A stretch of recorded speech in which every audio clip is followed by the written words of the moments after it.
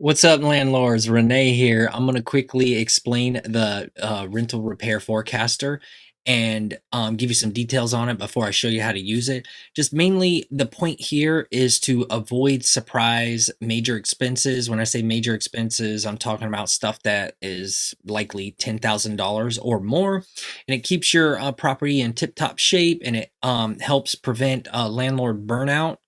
The strategy here is to basically plan for your capex, and extend the property's life expectancy, and then also thinking in terms of the tenant, help make it easier to track good tenants. So I do want to point out the difference between OPEX and CAPEX. So the OPEX is basically, just keep like a cushion, for me at least, in my, terms of how I use it for my property management endeavors. I basically carry operating, in like a balance for my operating checking. I call it a trust account of $10,000. That's to cover normal everyday kind of like, repairs and expenses and stuff, from broken fences, from a storm or something like that, or replacing toilets that break, or, plumbing issues, or, anything like normal stuff that I'm not going to, bother or stress about tracking serial numbers and life expectancy of ovens and microwaves and refrigerators and all that stuff, because I kind of account for that in the normal OPEX fund. But the CAPEX is when that relates to the rental repair forecaster, and when I try to forecast for things, and that's the difference. And you could put your CapEx fund wherever you want, or something that what I do is I kind of use a little bit of a modified CapEx with HELOC. I know a lot of real estate investors will actually use their HELOC for like buying deals all the time. For me, I kind of use a little bit of my HELOC for CapEx, so I don't actually have to hold those funds dormant just sitting somewhere, but I do have the spending power. So it's kind of like get a capex, or get your capex tallies and calculations and projections all in line, and figure out how much funds you want to personally hold and account for by doing math. I'll show you how to do that, and then you know have a cushion and use some of the HELOC if you want. But the last thing I'll say is you want to update this annually and set like a calendar reminder to always come back to this every year and update the years. So first thing you're going to want to do is when you get the document, you want to go to, let me zoom in a little bit more. You go to File, down here to Make a Copy, and then you can save it wherever you want, name it however you want, but I'm not going to do that with this because this is the one that I share. But I only made this for 10 properties, and I just want to point out basically what you're going to be doing before I start explaining in detail how I got it all laid out. The first tab right here, the only thing you need to do is adjust the green, the current year. So this is 2025, so you're going to be adjusting that to 2025. Next year when you follow up with this, you'll change it to 2026 because it adjusts these formulas that I have, these custom formulas. On the second tab, what you're going to do is you're going to put your CapEx per property 1 through 10. What you have, rough estimates. It doesn't have to be exact. I'm not trying to make this like a stressful, hectic type of thing. I'm just trying to give you a bird's eye view. So let's point out in this example, I just have one property. You have $1,000 for the CapEx fund, and the home was built in 2016. This is the example I have set up here, and you just go across the board, filling in the years for the important items.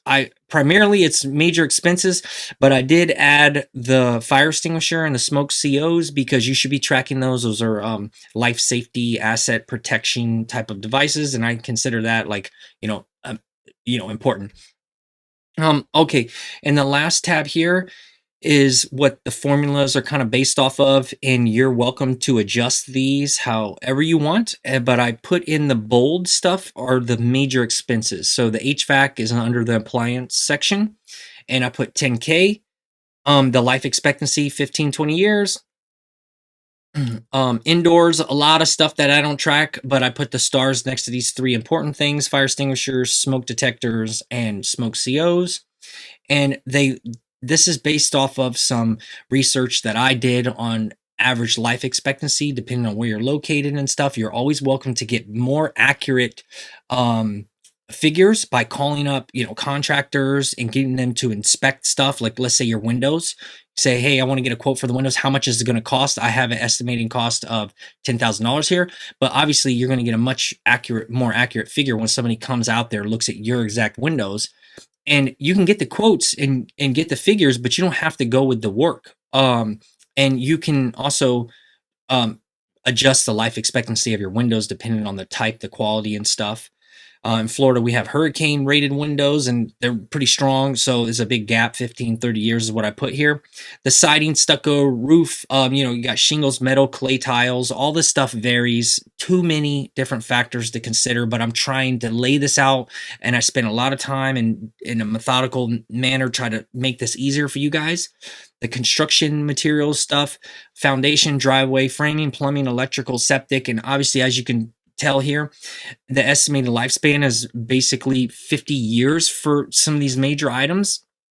And your home may be more than 50 years old, but what that does tell you is you're at the life expectancy. So there's it's time to account for some things going wrong. And it's not a good idea just because there's no foundation issues or no electrical plumbing issues right now.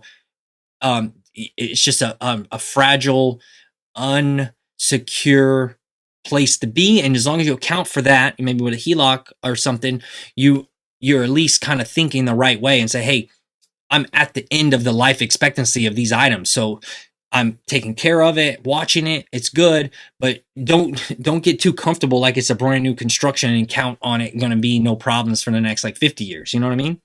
Maintenance, I put some stuff here. You can take your time and go through this because it's really well thought out. I put a lot of time and effort into this, and I want you guys to really take this serious and try to help set you up for success.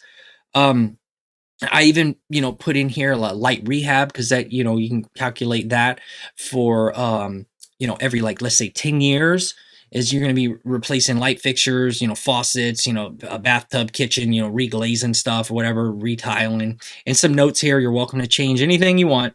But now let's go back to the way this thing works. And you already saw the example I had. It's a property that was built in 2016. So I put 2016 across the board for the items that apply. So in this example, there's $1,000 saved for the CAPEX. The HVAC was 2016 because that's the year it was built. And it could be off by a year, depending on when the construction took place and what year was the closing. So this is not exact science. This is trying to help you, be prepared. Windows 2016 on this roof. This example, I said 2016 for the shingle roof, and I skipped the metal, tile, clay, whatever roof. The siding in this situation, skip that, and we say it's a stucco exterior. Foundation, driveway 2016. The framing, plumbing, electrical, all 2016. We'll skip the septic here, and then we got the fire extinguisher, and then smokes. So in this example, when we go back here, you're going to see these formulas right here. And that's why it's important every year that you're going to want to update the year accordingly, because it'll adjust these formulas. So let's just say it's actually 2026 and see how some stuff changes. And then we'll go back. The yellow means it's 6 to 10 years out. And the red means it's like 1 to 5 years out. And if it's gray, that means it's you don't have to really consider it right now. You're not worried about it. It's beyond the 10 years. I would not try to just add another column or row thinking the formulas are going to carry over, because it got really messy. And I would just suggest, if you have more than 10, just make a duplicate of this, and then you'll just have more than one. And if you had in different markets, maybe you could separate it with different markets or different type of properties, however you want to do it. But pretty much that's the gist of it. If you have any questions or anything and you want to talk more about the math, because I gave some examples in the classroom about how you actually calculate the math and based off your CAPEX fund. So let's say the HVAC has 10 years left for its life expectancy, and you only have $1,000, let's say it has 9 years left and you have $1,000 in CapEx. So that means every year you need to be saving $1,000 to be able to replace it if it's $10,000 in 9 years. And that's just for the HVAC. You have to also do the math for any other items. Let's say they're 20 years out or 15 years out. And then you get a monthly amount that you're accounting for your CapEx fund.